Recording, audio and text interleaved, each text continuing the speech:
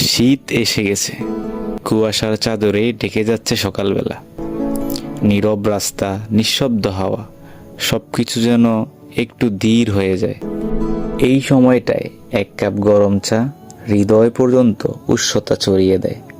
হালকা রোদে বসে থাকা শরীর আর মন দুইটাই ফুরফুরে করে দেয়। রাস্তায় মানুষের পোশাকেও মুছে আসে উলের ছোঁয়া।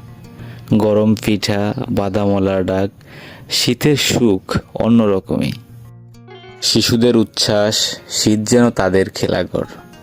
গরম খাবারের গন্ধ ভালো লাগা আরও বাড়িয়ে দেয়। দুপুরের রোদ মনে শান্তির সুর তোলে। প্রকৃতি হয়ে ওঠে আরও শান্ত, আরও নরম, আরও অনুভূতিময়। সাধারণ মুহূর্তগুলো হয়ে ওঠে মূল্যবান স্মৃতি। এই শীত শুধু ঋতু নয়, এটা অনুভূতি, শান্তির, উষ্ণতার, স্মৃতির ঋতু।